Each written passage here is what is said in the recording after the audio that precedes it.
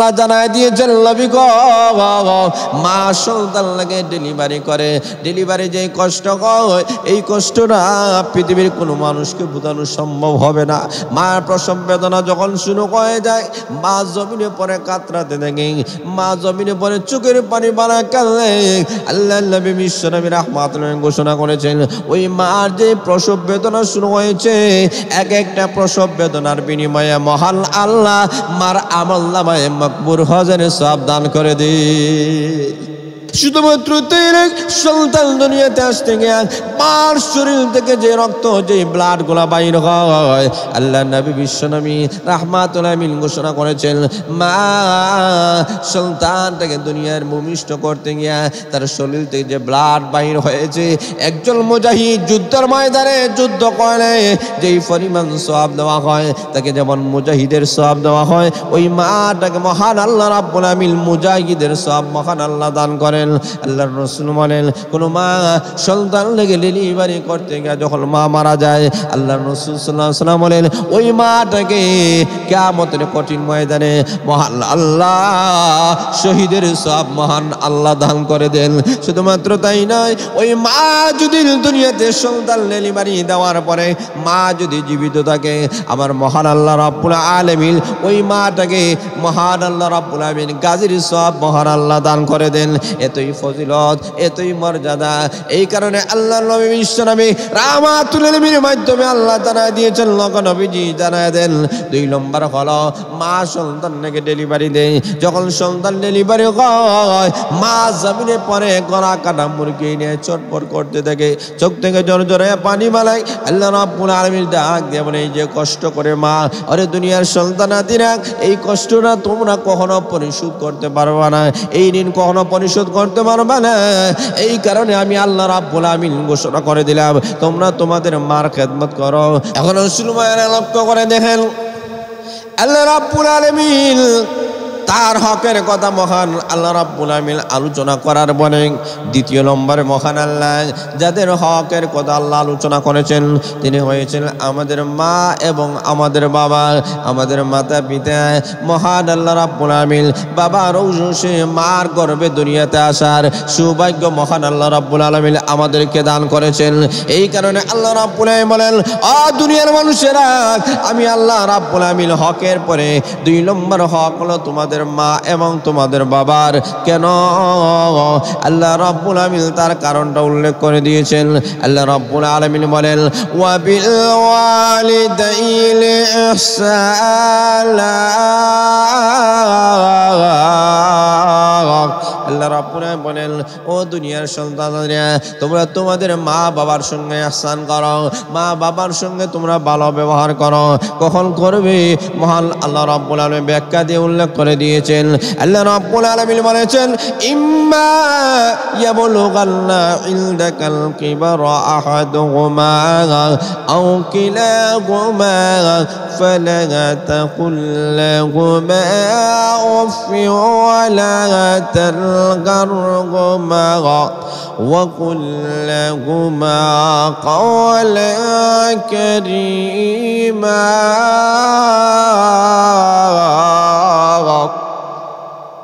আল্লাহ রাব্বুল আলামিন ঘোষণা করে দিয়েছেন, তোমাদের মা বাবার মধ্য থেকে উভয়জন অথবা যে কোনো একজন বৃদ্ধ অথবা বৃদ্ধা যদি হয়ে যায়, আল্লাহ রাব্বুল আলামিন বলেন, ফালা তাকুল লাহুমা উফিন। তোমার মা বাবা যদি তোমাকে কোনো আদেশ করে, ওই আদেশ তো পালন করবা। আদেশ পালন করতে গিয়া ও শব্দ কখনো বলিও না। ও শব্দ যদি বলো, মা বাবার সঙ্গে বেয়াদবি হয়ে যাবে। এই কারণে আল্লাহ রাব্বুল আলামিন বলেন, মা বাবার সঙ্গে যখন কথা বলবা, আল্লাহ রাব্বুল আলামিন কথা বলার নিয়ম শিক্ষা দিয়েছেন, ওয়া কুল লাহুমা কাওলান কারীমা।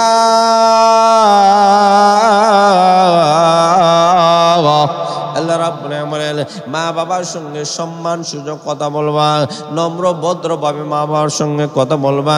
আল্লাহ নবী বিশ্ব নবী রাহমাতুল আলামিনের সাহাবা একরাম প্রশ্ন করেন, ইয়া রাসূলুল্লাহ, ইয়া হাবিবাল্লাহ, আল্লাহর নবী গো, আমরা কার খেদমত করব? আল্লাহর রাসূল বলেন, উম্মুকা, তোমার মার। এরপরে আল্লাহর রাসূল বলেন, কার খেদমত করব? সাহাবা একরাম বলেন, আল্লাহর রাসূল বলেন, উম্মুকা, তোমার মার।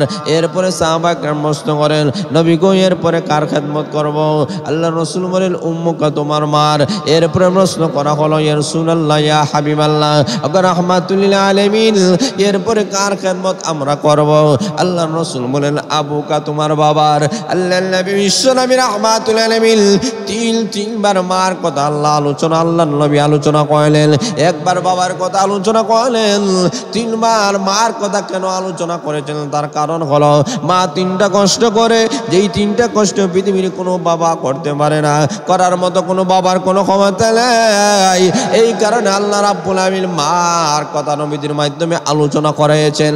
আল্লাহ কোরআনের মধ্যে উল্লেখ করে দিয়েছেন, মা তিনটা কষ্ট বেশি করে যেটা পৃথিবীর কোনো বাবা করতে পারে না। আল্লাহ রাব্বুল আলামিন কোরআনের মধ্যে বলে দিয়েছেন, আমালাতুহু উম্মুহু কুরহা ওয়া ওয়াদাআতুহু কুরহা ওয়া হামলুহু ওয়া ফিসালুহু 30 শাহরা। আল্লাহ রাব্বুল আলামিন ঘোষণা করেছেন, ওগো বিশ্বনবী, আমি আল্লাহ জানায়া দিলাম, এক নম্বর হলো আমালাতু উম্মুহু কুরহা, তোমার মা অত্যধিক কষ্ট করে তোমাকে পেটে ধারণ করেছে, গর্ভ ধারণ করেছে। একদিন দুই দিন নয়, 10 মাস 10 দিন মা তোমাকে পেটে ধারণ করেছে। মা যেই কষ্ট করেছে, এমন কষ্ট পৃথিবীর কোনো বাবা করতে পারে নাই, পৃথিবীর কোনো পুরুষ করতে পারবে না। এই কারণে আল্লাহর রাসূল বলেন, তোমরা দুনিয়ার সন্তানাদিরা, তোমরা তোমাদের মার খেদমত করো। 2 নম্বর হলো ওয়াদাআতু কুরহা। আল্লাহর নবী বিশ্ব নবী রাহমাতুল আলামিন ঘোষণা করেছেন, আল্লাহ ঘোষণা করেছেন, আল্লাহ জানায় দিয়েছেন, নবী গো, মা সন্তান লাগে ডেলিভারি করে, ডেলিভারি যে কষ্ট হয়, এই কষ্টটা পৃথিবীর কোনো মানুষকে বোঝানো সম্ভব হবে না। মার প্রসব বেদনা যখন শুরু হয়ে যায়, মা জমিনে পরে কাতরাতে দেখে, মা জমিনে পরে চোখের পানি বানা কাঁদে। আল্লাহর নবী বিশ্ব নবী রাহমাতুল আলামিন ঘোষণা করেছেন, ওই মার যে প্রসব বেদনা শুরু হয়েছে, এক একটা প্রসব বেদনার বিনিময়ে মহান আল্লাহ মার আমলনামায়ে মাকবুল হজের সওয়াব দান করে দেয়। শুধুমাত্র তাই নয়, আল্লাহ নবী বিশ্ব নবী রাহমাতুল আলামিন ঘোষণা করেছেন, ওই মা সন্তানটাকে পেটে ধারণ করতে গিয়ে মা সারা রাত ঘুমাতে পারে নাই, মা নফল নামাজ, নফল তেলাওয়াত, জিকির আজকার করতে পারে নাই। এই কারণে আল্লাহর রাসূল বলেন, মার আমল নামায় নফল বন্দেগীর তাহাজ্জুদের সওয়াব লিখে দেওয়া হয়।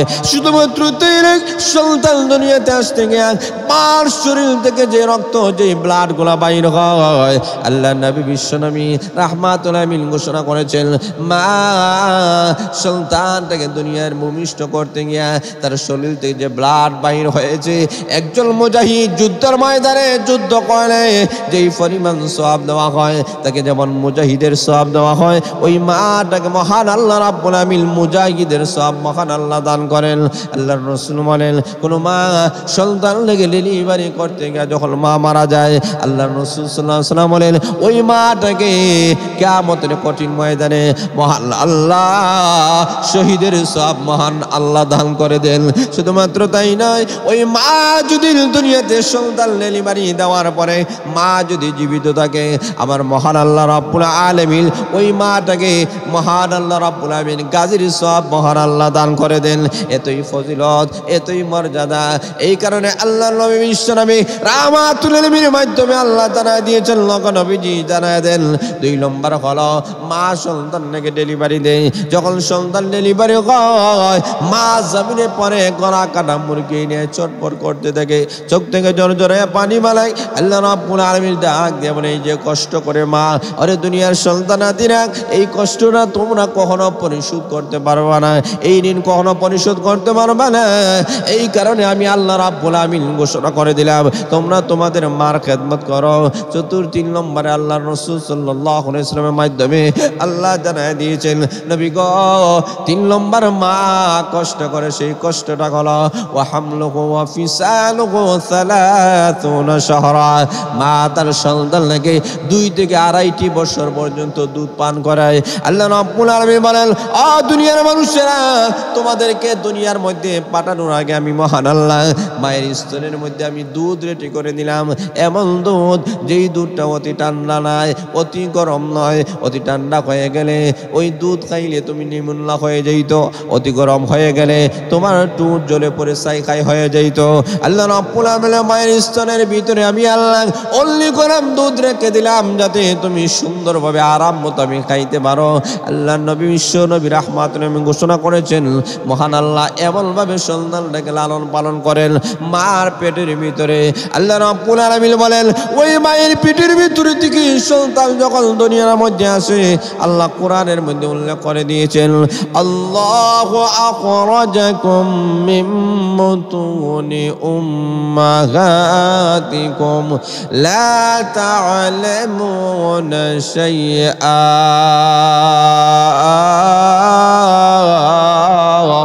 আল্লাহ রাব্বুল আলামিন বলেন, এমনভাবে তোমার মায়ের পেটের ভিতর থেকে আমি আল্লাহ বাহির করেছি, তুমি কিছুই জানো না, কিছুই বোঝো না, কোনো কিছু জানো না, বুঝতে পারো না। আমি মহান আল্লাহ ওইভাবে দুনিয়ার মধ্যে আমি আল্লাহ তোমাকে আগমন করালাম, মার মাধ্যমে তোমাকে লালন পালন করালাম। আল্লাহ রাব্বুল আলামিন বিশ্বনবীকে জানাই দিয়েছেন, নবী কথা না দেন, 4 নম্বর সন্তানাদিরা বাবার খেদমত করতে হবে। কেন করতে হবে? কারণ বাবাও কম কষ্ট করে নাই। রাতের পর রাত, দিনের পরে দিন মাথার গাম ভয়ে ফলাইয়া যেই বাবা তার সন্তানকে শিক্ষিত বানালো, আলিম বানালো, হাফিজ বানালো, মৌলানা বানালো, ডাক্তার, ইঞ্জিনিয়ার, বিজ্ঞানী বানালো, আল্লাহ রাব্বুল আলামিন বলেন ওই বাবাকে কখনো বলা যাবে না, ওই বাবার খেদমত করতে হবে। আল্লাহ রাব্বুল আলামিন বলেন, মা বাবার সঙ্গে এমনভাবে তুমি দাঁড়াও, ওয়াহফিজ লাহুমা জানাহা যুল্লি মিনার রাহমা ওয়া কুর রাব্বিরহামহুমা কামা রাব্বায়ানি সগীরা। তুমি দোয়া করো, আল্লাহ আমার মা বাবা আমাকে ছোটবেলায় যেমন দয়া মায়া করে লালন পালন করেছে, আল্লাহ মেহেরবানি করে আমার মা বাবা আজকে কবরের যাত্রী হয়ে গেছেন, ওই মা বাবাকে আল্লাহ তুমি কবরের মধ্যে তোমার রহমতের কোলে তুমি লালন পালন করে নাও।